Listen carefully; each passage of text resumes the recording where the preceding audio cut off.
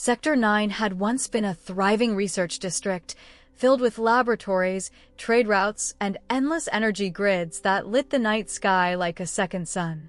Now, it was nothing but silence and smoke. The city's outer walls had crumbled beneath the weight of its own ambition. Something had gone wrong deep beneath the surface, an experiment, a weapon, or maybe something worse. When the explosions came, they were not loud. They were sharp and final. Within hours, Sector 9 became a graveyard of metal and ash. Those who survived didn't understand what had happened, only that they could not go back. Amid the ruins walked a small group of survivors, soldiers, engineers, civilians, people who had nothing in common except their will to live. Among them was Mara Ellis, a former scientist whose hands still shook from the memory of what she helped create. Her eyes carried the guilt of knowledge, and her steps carried the weight of everyone she had lost. The air in Sector 9 burned the lungs. The sky above was bruised purple, the horizon stained by the remnants of the reactor's meltdown. Electricity still crackled through fallen wires, and mutated shadows moved in the smoke, creatures born of radiation and failure. As the survivors made their way through the twisted metal, they found signs of others, abandoned camps, bloodied clothing, half-eaten rations. Someone, or something, was hunting what remained of humanity. When the first scream tore through the ruins, no one could tell where it came from. Only the echo remained, bouncing through the dead city like a warning. Mara turned toward the sound, her breath trembling. The others looked to her for direction, but she knew better than to lead.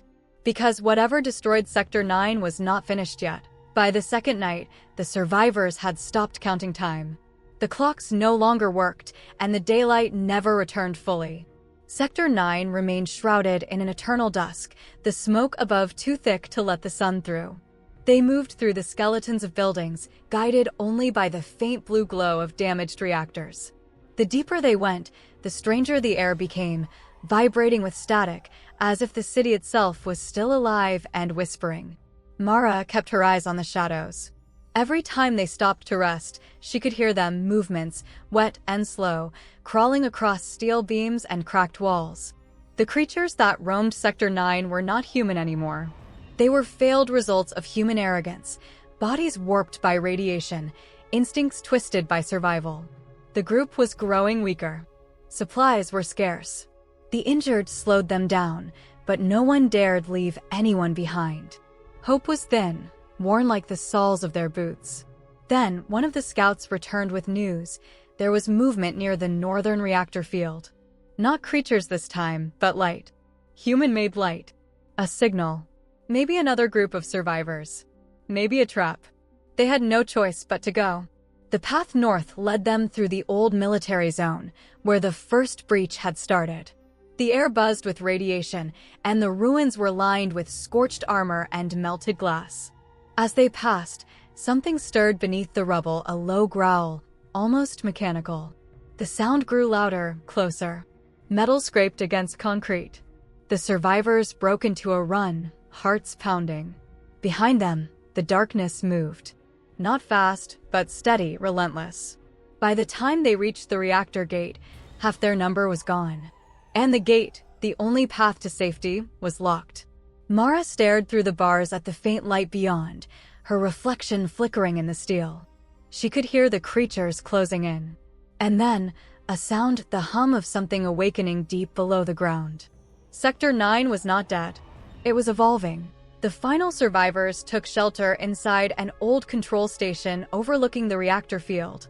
The walls were cracked, but the radio equipment was still functional. Static filled the air, humming like the heartbeat of a dying world.